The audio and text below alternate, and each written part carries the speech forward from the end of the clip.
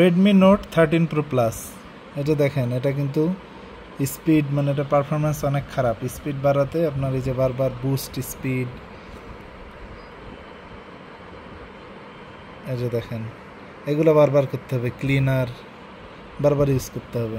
তো এটা যারা শাওমি চালায় জানে যে শাওমির যে অপারেটিং সিস্টেম কিন্তু এরকম হচ্ছে ভেজালি অপারেটিং সিস্টেম একটা। যদিও এখন HyperOS 2 আসছে, এই যে দেখাই, এই যে বারবার অ্যাড আসতেই থাকবে। এগুলো কিন্তু আপনার স্যামসাং, তারপরে হচ্ছে OnePlus, ইভেন রিয়েলমি ফোনেও কিন্তু এতটা মানে আপনাকে ইয়া দিবে না, মানে প্যারা দিবে না, কিন্তু শাওমি ফোনে দিবে। এটা হচ্ছে Xiaomi Redmi Note 13 Pro plus. এই যে দেখাই, এই যে HyperOS 2 আসছে। HyperOS 2 মানে হচ্ছে এই যে দেখাই অ্যান্ড্রয়েড ভার্সন 15। তো এটা দিয়ে ক্যামেরা কোয়ালিটি আরও খারাপ হয়ে গেছে। আর এটা আমি বারবার বলছি, রেডমি ফোনের কিন্তু হচ্ছে পারফরমেন্স অনেক খারাপ হয়। যদিও এটা ইন্ডিয়ান ভার্সন 8/256 GB, এটার দাম কিন্তু ব্যাপক কমে গেছে। আমি যখন কিনেছিলাম তখন নিয়েছিল 38-এর বেশি, 38-39-39-এর মতো। তো কভার টভার সহ এটা কিন্তু অনেক মানে পড়ে যাওয়ার চান্স আছে, দেখেন পড়ে যাওয়ার চান্স আছে। এই জন্য কভার টভার সহ 39-40 হাজার পড়ে গিয়েছিল। তো এই ফোন এখন দাম হয়ে গেছে 30-32 হাজার টাকা। আরও যেটা 12-512 ওটার দাম হয়ে গেছে 36 হাজার টাকা। তো ওই হিসাবে এই যে দেখেন, আমি দেখাই, বারবার আপনাকে স্পিড বাড়ানোর জন্য এই যে বারবার এগুলো করতে হবে, তাও আপনি ভালো স্পিড পাবেন না। মানে পারফরমেন্স নর্মাল কোনো কিছু নিতে গেলেই আপনার ল্যাগ করবে। এই যে দেখাই নোট 13 প্রো প্লাস।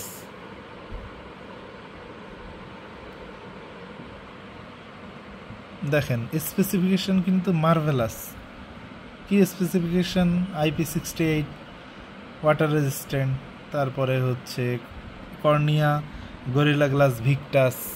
তো ভিক্টাস কিন্তু হচ্ছে অনেক দামি ফোনগুলোয় প্রোটেকশন দেওয়া হয়, কিন্তু এই যে যেগুলো হচ্ছে শর্টকামিংস, যেগুলো খারাপ দিক, অ্যান্ড্রয়েড এই যে মাত্র 3 মেজর অ্যান্ড্রয়েড আপডেট পাবে, মানে আপডেট পাবে, তারপরে 4 বছর সিকিউরিটি আপডেট, তারপর কিন্তু সব শেষ। এই 200 মেগাপিক্সেল একটা ক্যামেরা, 8 মেগাপিক্সেল একটা আলট্রা ওয়াইড, কোনো টেলিফটো নাই, ম্যাক্রো দেওয়া 2 মেগাপিক্সেল। তো এইগুলা এই ফোনের কিন্তু মানে হচ্ছে কি ফিচার, আন্ডার ডিসপ্লে এই যে ফিঙ্গারপ্রিন্ট, আমি ফিঙ্গারপ্রিন্টটা দেখাই হাউ ফাস্ট ইট ইজ, কেমন ফাস্ট দেখাচ্ছে, ফার্স্ট। এই যে আসল জিনিস দেখা, পারফরমেন্স অনলি 6,83,899 AnTuTu।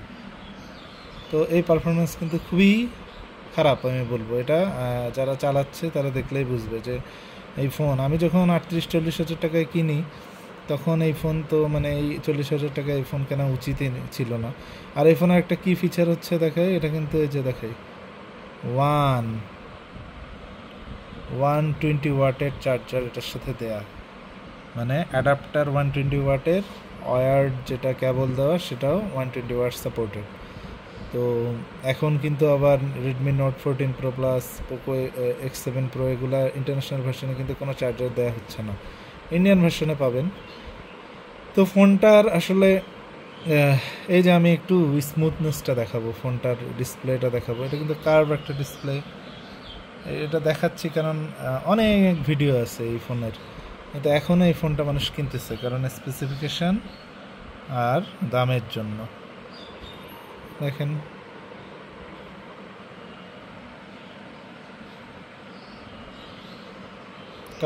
কার্ভ, এই যে কার্ভের অপশনটা দেখেন, কার্ভ। এই যে আবার এটাকে বুস্ট করি, যে তো যারা মি চালায় বা শাওমি চালায় তারা জানে যে সফটওয়্যার কত জ্বালায়, এরা অনেক জ্বালায়। তো মানুষ দামের জন্য কিনে। তো এটার মানে সাকসেসর, এটার পরবর্তী একটা আসছে phone Redmi note 14 pro plus. 14 Pro Plus কি দিছে এটার থেকে দেখেন, আপনি ইন্ডিয়ান ভার্সন যদি নেন IP68 69 সবই পাবেন, 2 মিটার থেকে পড়ে গেলেও ফোনের কিছু হবে না। তারপরে ওয়াটার জেট দিয়ে ফোনটা যদি মানে কেউ জোরে ফোনে পানি দেয়, ওয়াটার জেট মানে স্পিড দিয়ে পানি দেয়, সেটাও 30 মিনিট পর্যন্ত থাকতে পারবে। তো এগুলো হচ্ছে ঠিক আছে, কর্নিয়া গ্লাস, এই যে মেজর আপডেট পাবে। কিন্তু দেখেন চিপসেট আবার মানে প্রসেসর আবার খারাপ দিয়ে দিছে, কি স্ন্যাপড্রাগন 7S Gen 3। কিন্তু কি করছে, ক্যামেরায় টেলিফটো দিচ্ছে শুধু ইন্ডিয়ান ভার্সনে, আপনি যদি আবার ইন্টারন্যাশনাল নেন টেলিফটোও পাবেন না। তো এই ফোনের কিন্তু অনেক দাম এখন, মানে 8256টা 45,000, 8256 45,000। আমি এটা দেখাই, 8256 যদি নেন 45,000, 12256 যদি নেন 46, আর 12500 যদি নেন 47-48,000 টাকার ফোন। এটা কি সম্ভব? এই মানুষ 50,000 টাকা দিয়ে শাওমি ফোন কিনবে? আর অ্যাজ ইউজুয়াল এই যে আন্ডার ডিসপ্লে ফিঙ্গারপ্রিন্ট, তারপরে এটার সাথে একটু পাবেন, সেটা হচ্ছে 90 ওয়াটের চার্জারটা পাবেন শুধু ইন্ডিয়ান ভার্সনে, ইন্টারন্যাশনালে কিন্তু কিচ্ছু পাবেন না। তো আমার মনে হয় যারা এই রেডমি নোট 14 প্রো প্লাস কেনার চিন্তা করতেছেন তারা রেডমি নোট 13 প্রো প্লাসই আগেরটাই কিনতে পারেন, কারণ খুবই মাইনর আপগ্রেড, শুধু টেলিফটোটা দেয়া, আর প্রসেসরও যা অবস্থা।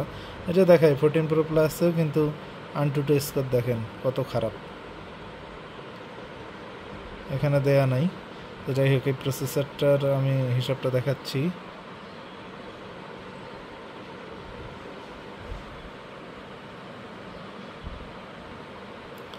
এই দেখেন প্রসেসর, ওটা ছিল 6,68,000 আর 7,50,000। এটার কোনো প্রসেসরের মানে এটা কোনো কাজই করবে না, পারফরমেন্স খুবই খারাপ হবে, বুঝছেন। এই ফোন মানে যারা একটু কাজ করবে, এই পেজ থেকে ওই পেজে যাবে, একটু এডিট করবে, একটু বেশিক্ষণ ভিডিও করবে, তাদের জন্য এই ফোন কখনোই না। তার থেকে রেডমি নোট 13 প্রো প্লাস 30-32 হাজার টাকা দিয়ে নেওয়া ভালো।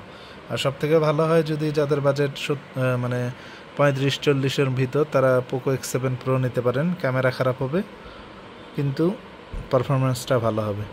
তো এটা অনেকেই জানতে চায় যে এই ফোনের আসলে কি অবস্থা, নোট 13 প্রো প্লাস এতদিন চালানোর পর কি অবস্থা। এটা আমি দেখালাম, এই যে নোট 13 প্রো প্লাসে কিন্তু কোনো অডিও জ্যাক নাই, মানে আপনি অডিও জ্যাক নাই, অডিও জ্যাকটা কিন্তু স্যাক্রিফাইস করতে হবে। নোট 14 প্রো প্লাসেও অডিও জ্যাক নাই। তো এই জিনিসগুলো চিন্তা করবেন নোট 13 প্রো প্লাস বা 14 প্রো প্লাস কেনার আগে। আসলে শাওমি ফোন এখন আপডেট দিয়ে ওরা খারাপ করে দেয়, রেডমি সিরিজটা এমনি দুর্বল, পারফরমেন্স খুব খারাপ, তো ওরা আপডেট দিয়ে দিয়ে আরও খারাপ করে দেয়। সো এ ব্যাপারে একটু কেয়ারফুল থাকবেন। এই বাজেটে মোটো S50 প্রো আছে, তারপরে পোকো X7 প্রো, তারপরে আরও অনেকগুলো ফোন আছে যেগুলো আপনারা জিএসএম এরিনাতে এগুলা হচ্ছে আপনারা পাবেন, ধারণা পাবেন। জিএসএম এরিনা থেকে নেওয়ার ট্রাই করবেন। আর নোট 13 প্রো প্লাসের ব্যাটারি একদিনের বেশি যায়, যদি হেভি ইউজার হন তাহলে একদিনের কম যাবে। আরও যদি কারো কোনো কিছু জানার ইচ্ছা থাকে কমেন্টে লিখবেন। এটা হচ্ছে Redmi Note 13 Pro Plus, Indian version, leather flex, পিছনটা লেদারের একটা কোট করা।